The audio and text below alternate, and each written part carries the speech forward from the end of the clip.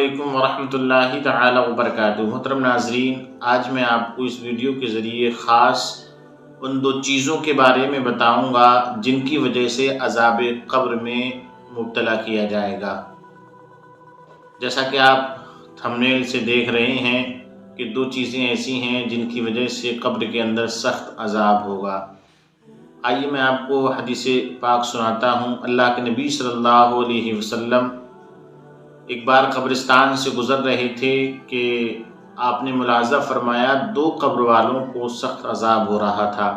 اللہ کے نبی صلی اللہ علیہ وسلم نے اپنے صحابیوں سے فرمایا کہ میرے صحابیوں، ان دو قبر والوں پر عذاب ہو رہا ہے، یہ لوگ عذاب میں مبتلا ہیں، مگر یہ عذاب کسی بڑے گناہ کی وجہ سے نہیں ہو رہا ہے بلکہ معمولی ہی گناہ ہے ان کی وجہ سے ہو رہا ہے۔ اللہ کے نبی صلی اللہ علیہ وسلم نے ارشاد فرمایا، ایک قبر والے کو تو عذاب اس لیے ہو رہا ہے کہ یہ پیشاب کے چھینٹوں سے نہیں بچتا تھا، اس لیے یہ عذاب قبر میں مبتلا ہے۔ اگر دیکھا جائے تو بظاہر انسان اس چیز سے اپنے آپ کو بچا سکتا ہے، یہ کوئی مشکل امر نہیں ہے۔ خاص طور سے مذہب اسلام یہ حکم دیتا ہے کہ اپنے آپ کو بہت زیادہ پاک و صاف رکھا جائے۔ ظاہر بات ہے پیشاب کی چھینٹیں ناپاک ہوتے ہیں، لہذا ان سے بچا جائے اور بڑا احتیاط کے ساتھ پیشاب کیا جائے۔ خاص طور سے مذہب اسلام کا ایک بہترین حکم ہے کہ ہم اور آپ اگر استنجا کریں تو بیٹھ کر کے استنجا کریں، چونکہ بیٹھ کر استنجا کرنے میں پاکی اور صاف صفائی ستھرائی کا بہت زیادہ ایک طریقے سے اہتمام ہو سکتا ہے، بالمقابل کھڑے ہو کر۔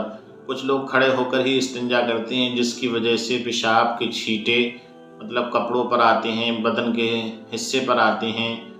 لہذا ناظرین، ان تمام چیزوں سے اپنے آپ کو بچا کر کے رکھنا ضروری ہے، ورنہ عذاب قبر جو ہے یہ حق ہے اور بڑا سخت عذاب ہوتا ہے قبر کے اندر۔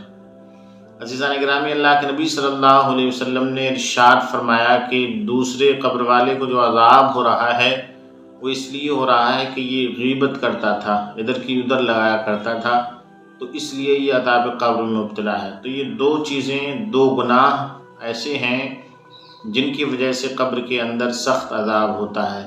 پہلی تو یہ کہ انسان کو بہت پاک و صاف رہنا چاہیے اور خاص کر پیشاب کے چھینٹوں سے بچ کے رہنا چاہیے۔ دوسری یہ کسی کی غیبت نہیں کرنا چاہیے، ادھر کی ادھر لگائے بجائے نہیں کرنا چاہیے۔